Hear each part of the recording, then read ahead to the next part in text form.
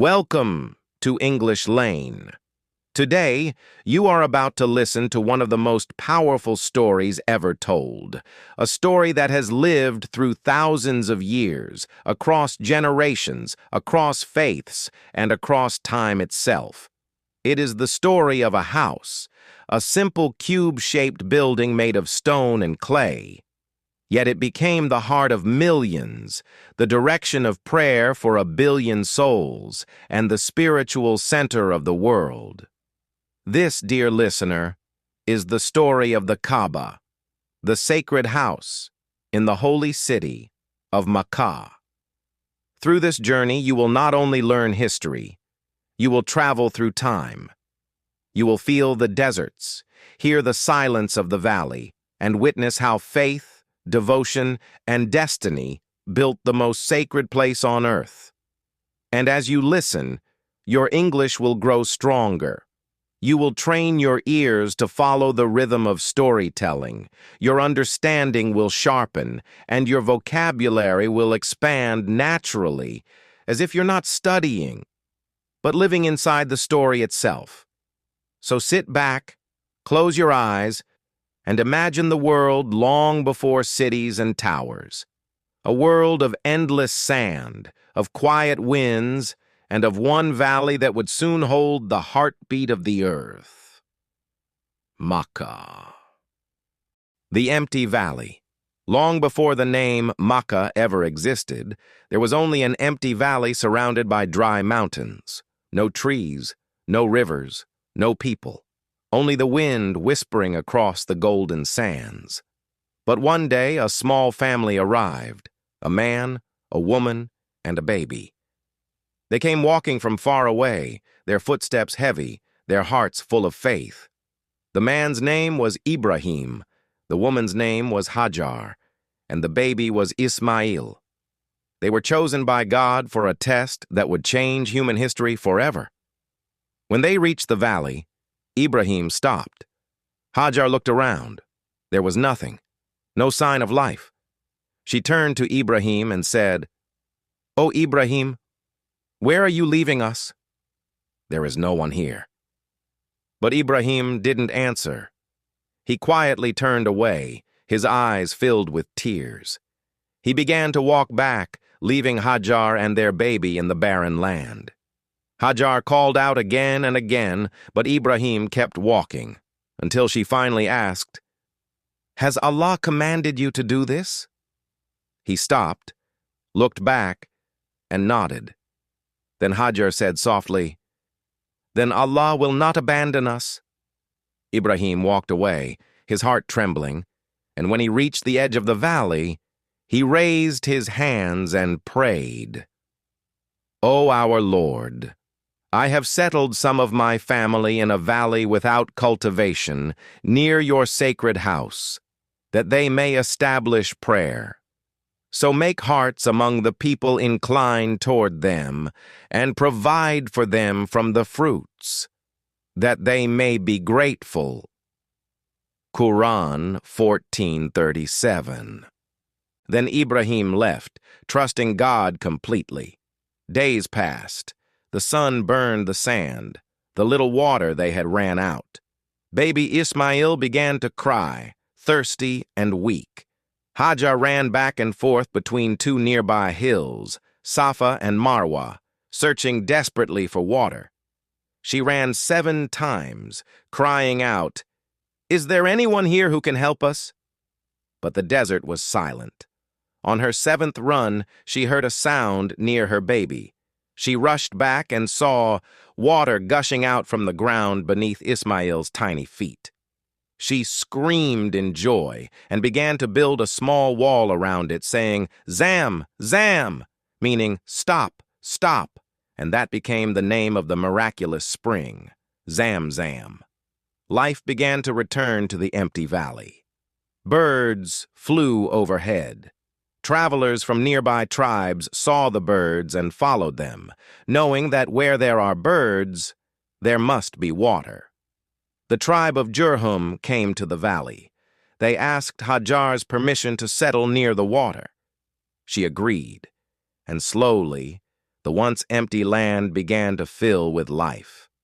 The valley that was once silent now echoed with voices, laughter, and prayer. It was the beginning of Makkah. The first Kaaba. Years passed. Ismail grew into a strong young man, wise and obedient. His father, Prophet Ibrahim, returned after many years. When they met, their hearts filled with joy. Then Allah commanded Ibrahim to build a house, a place for the worship of the one true God. Together, father and son began their sacred mission. They gathered stones from nearby mountains.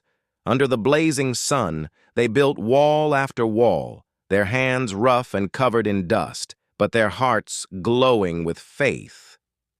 As they built, they prayed, "Our Lord, accept this from us.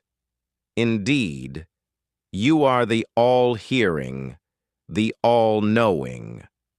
Quran 2:127. When the walls rose high, Ismail brought a special stone, the black stone, Hajar al-Aswad, and Ibrahim placed it in the corner of the structure. It would become the point from which people begin their prayer and circumambulation, the tawaf. At last, the house was complete. A simple cube of stone and mud, humble in appearance, but majestic in meaning. The Kaaba was born. Then Allah commanded, "Call the people to pilgrimage." Ibrahim stood on a nearby hill and called out, "O people, come to the house of your Lord." His voice echoed through the mountains, and though there were few people in the world then, Allah carried his call through time. Every believer, even those not yet born, heard that call in their souls. And that is why, till this day, millions respond by saying, "Labbaik Allahumma labbaik," "Here I am, O Lord, here I am."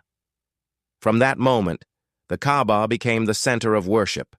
Generations of Ismail's descendants grew around it. They honored it, cared for it, and remembered the legacy of Ibrahim and Ismail. The valley of Makkah flourished, a place of peace and purity. From purity to idols. Centuries passed. The descendants of Ismail multiplied and became tribes. Makkah became a center of trade and gathering. People from all over Arabia came for pilgrimage. But as generations changed, faith began to fade. Slowly, people forgot the message of Ibrahim. Instead of worshiping the one true God, they began to follow the customs of other tribes. Idols were introduced, small at first, but soon they filled the Kaaba. The sacred house, once pure, was now surrounded by statues made of wood and stone. There were more than 360 idols inside and around the Kaaba. The people believed these idols could bring rain, grant children, or protect them from harm. The true message of monotheism was almost lost. Still, a few people, known as Hunafa, continued to believe in the one God, holding on to the old teachings of Ibrahim. Among them were wise men and women who said, "This cannot be the way of our forefathers." The house of God was not built for stones, but the people of Makkah didn't listen. The tribe of Quraysh became the keepers of the Kaaba. They were powerful and respected, but their hearts were filled with pride and wealth. Makkah became the center of trade and idol worship. Caravans came from Syria and Yemen, and markets surrounded the sacred sanctuary. The Kaaba stood in the middle, covered in cloth, honored by all. Yet few remembered the God it was truly built for. Still, destiny was moving quietly.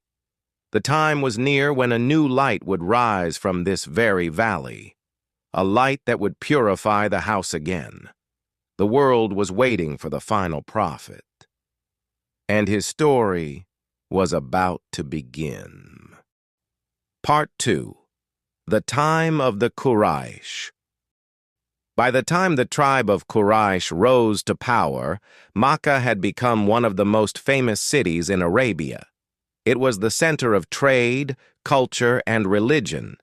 Every year, people from every direction came to visit the Kaaba, not for pure worship, but to honor the idols that surrounded it.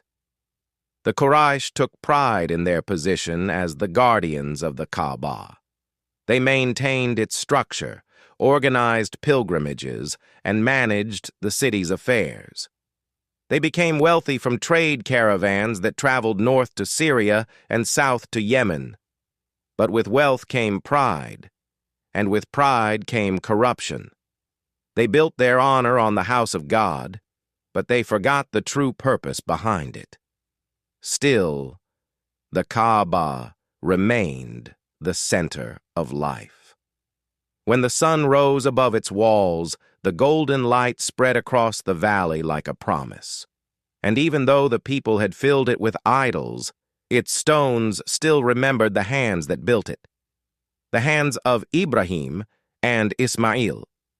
Among the Quraysh, there were noble families: Banu Hashim, Banu Makhzum, Banu Umayyah, each proud of its lineage, each fighting for influence and respect. The Banu Hashim were known for their honesty and generosity, and from that very family, a child would soon be born, a child whose name would echo through eternity. The time of waiting was ending. The light was returning to Makkah. The birth of Prophet Muhammad, peace be upon him. In the year of the elephant, a year remembered for a miracle, a baby was born in Makkah. His name was Muhammad, the son of Abdullah and Amina, from the noble tribe of Quraysh, the family of Banu Hashim. The story of his birth began with a great event. A powerful ruler named Abraha from Yemen had built a magnificent church and wanted people to abandon the Kaaba. But when the Arabs refused, he decided to destroy it. He marched toward Makkah with a massive army, and in front of it, he brought something the Arabs had never seen before: elephants. As Abraha's army reached near Makkah, the people could not defend the sacred house. They had no army strong enough to fight, so they left the Kaaba in God's protection. When the army came close, the sky filled with flocks of small birds carrying tiny stones. The birds dropped those stones upon the soldiers. In moments, the mighty army was destroyed. That year was remembered forever as the year of the elephant, and in that very year, Muhammad was born. He was born under the purest sky, in the very valley where Ibrahim had once prayed. From his birth, there was peace in his face, and light seemed to surround him. He grew up as an orphan, but every heart that met him loved him. People called him Al-Amin, the truthful, the trustworthy. He worked as a shepherd, then as a trader, earning respect from everyone in Makkah. When he was 25, he married a noble woman named Khadijah, a successful businesswoman who saw in him honesty and strength.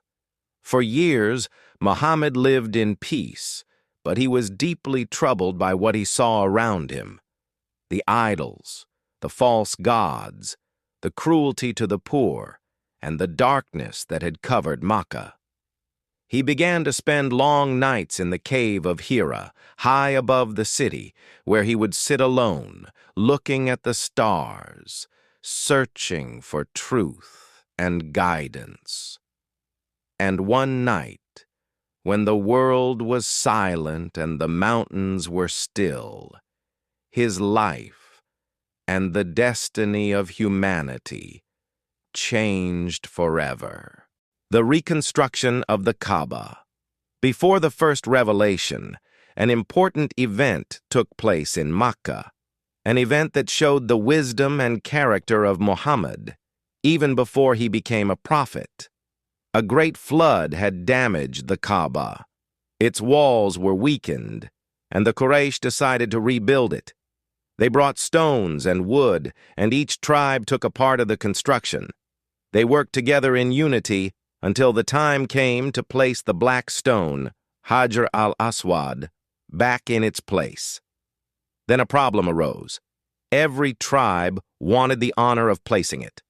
Voices rose, anger filled the air, and for days the tribes argued, each one saying, "We deserve this honor." It was on the edge of turning into a war. Then one of the elders said, "Let the first man who enters through the gate of the sanctuary decide." Everyone agreed. They turned to see who would walk in, and at that moment, Muhammad entered, young, calm, and full of grace. The people shouted with relief, "It's Al-Amin, the trustworthy one. We accept his judgment." Muhammad looked at them and smiled. He asked for a large cloth. He placed the black stone in the center of the cloth and asked each tribe's leader to hold one edge. Together they lifted the stone to the corner of the Kaaba.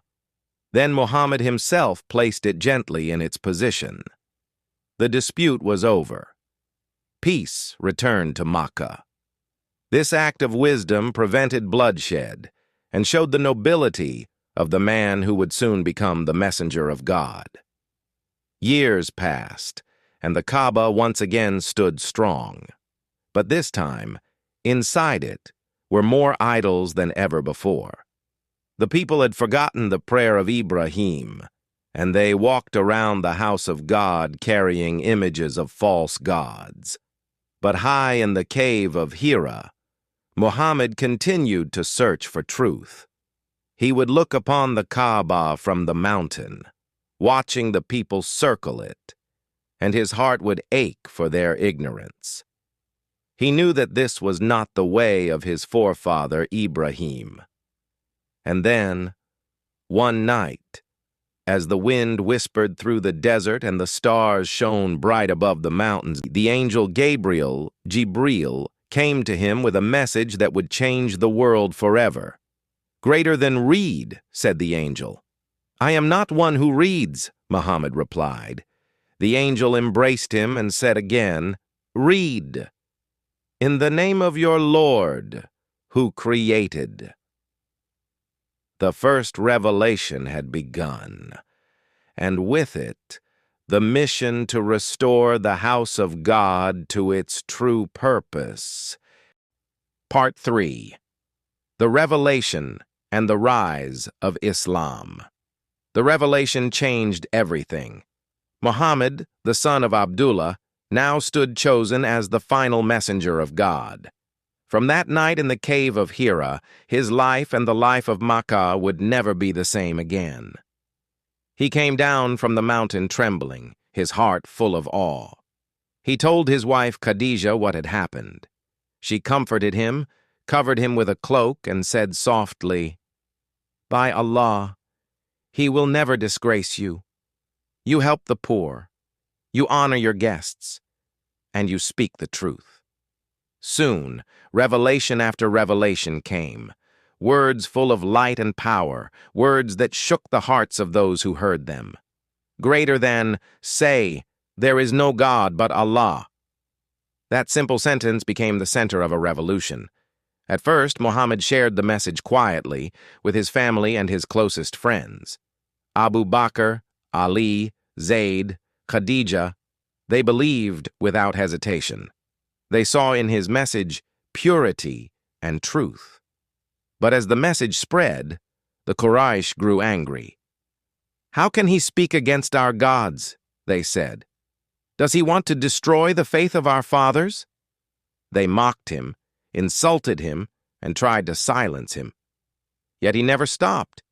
He would stand before the Kaaba, raise his hands, and call, "O people, say there is no God but Allah, and you will succeed." Day by day, the tension in Makkah grew. The weak and the poor who accepted Islam were tortured and beaten. Stones were thrown at them. They were forced to lie under the burning sun. But their faith did not break. When the Prophet walked through the streets of Makkah, the people whispered behind him, calling him mad or possessed. Yet when they looked into his eyes, they saw nothing but truth. The Kaaba stood silent as all of this unfolded, its stones witnessing the return of the message of Ibrahim. The rise of Islam had begun, the struggles, the hijrah, and the change of Qibla. As the years passed, the persecution became unbearable. The Muslims prayed secretly, and some fled to Abyssinia to escape the cruelty of Quraysh. Then, when the Prophet lost his beloved wife Khadija and his uncle Abu Talib, his heart filled with sorrow. It was known as the Year of Sadness, but even in pain, he never lost hope. One night, Allah gave him a miracle, the night journey, Isra and Mi'raj. He was taken from the Kaaba in Makkah to the farthest mosque in Jerusalem, and from there he ascended to the heavens. He saw signs beyond imagination and received the command for prayer. This journey strengthened him and his followers. Soon, a new hope came. People from a distant city called Yathrib heard about Islam. They met the Prophet secretly and accepted his message. They invited him and his followers to come live among them. That city would later be known as Medina. When the Quraysh plotted to kill the Prophet, Allah commanded him to leave. So, in the quiet of the night, Muhammad and his companion Abu Bakr set out on the greatest migration in history, the Hijrah. They hid in a cave called Thawr, as their enemies searched everywhere. But Allah protected them. A spider spun a web over the cave's entrance, and the pursuers passed by without seeing them. From Makkah to Medina, a new chapter of Islam began. In Medina, the Muslims built the first mosque. They prayed together, worked together, and lived in peace. At first, they faced Jerusalem while praying, but soon Allah revealed the command to turn their faces toward the Kaaba. So turn your face toward the sacred mosque. Quran 2:144. And from that day, the Kaaba became the Qibla, the direction of prayer for all Muslims, wherever they are in the world. The house that Ibrahim had built now stood at the heart of a growing faith. The conquest of Makkah. Years of struggle passed. Battles were fought, Badr, Uhud, the Trench, each one shaping the destiny of Islam. Finally, a peace treaty was made with the Quraysh, the Treaty of Hudaybiyah. But soon, the Quraysh broke their promise. It was time for the final return. The Prophet marched toward Makkah with 10,000 believers. They entered the city with no bloodshed, no revenge, no arrogance. The Prophet rode humbly on his camel, his head bowed in gratitude to Allah. He entered the Kaaba, and the idols that surrounded it, 360 of them, were brought down one by one. As he touched them with his staff, he recited, "Truth has come, and falsehood has vanished. Indeed, falsehood is bound to perish." Quran 17:81. The Kaaba was cleansed. The house of God was pure again. The circle of history had closed, from Ibrahim to Muhammad, from the first building to its purification. The Prophet prayed inside the Kaaba and then stood at its door declaring, "All ties of blood and pride are abolished. All men are equal. There is no superiority except in righteousness." The people of Makkah stood in silence, tears in their eyes, as they witnessed forgiveness, not revenge. Islam had triumphed, not by sword, but by mercy. Kaaba, in the golden age of Islam. After the conquest, Makkah became the spiritual capital of the Muslim world. Every year, people came from every land for pilgrimage, Hajj. They walked around the Kaaba, repeating the same words Ibrahim once spoke. "Here I am, O Lord, here I am." The Kaaba stood at the center of unity. From Africa to Asia, from Arabia to Persia, Muslims faced the same direction in prayer, their hearts connected to one sacred point on earth. During the rule of the caliphs, the Kaaba was repaired several times, after floods, fires, and natural disasters. Each time, it was rebuilt with love and reverence. When Caliph Umar ibn al-Khattab expanded the Haram, he ordered that pilgrims have space to gather and pray in peace. Later, Caliph Uthman ibn Affan restored parts of the sanctuary, and Caliph al-Walid decorated it with beautiful marble and lamps. Throughout the centuries, the Kaaba remained the center of unity for the Muslim world. Untouched by time, protected by faith. From the caliphs to the Ottomans, as Islam spread across continents, rulers and kings from different empires took care of the Kaaba. The Abbasids, the Mamluks, and later the Ottomans, each one contributed to its preservation. During the Abbasid era, the cloth covering the Kaaba, the kiswa, began to be changed regularly. It was made of fine black silk with golden embroidery, verses from the Quran woven into its fabric. When the Ottomans ruled, they built magnificent minarets around the Haram, added marble floors, and strengthened the walls. They made the pilgrimage routes safe, and for centuries, caravans of pilgrims traveled from Istanbul, Cairo, and Damascus to Makkah. The Kaaba stood firm through time, through wars, dynasties, and generations. Empires rose and fell, but the house of God remained, the one constant symbol of faith on earth. The Kaaba in the modern world.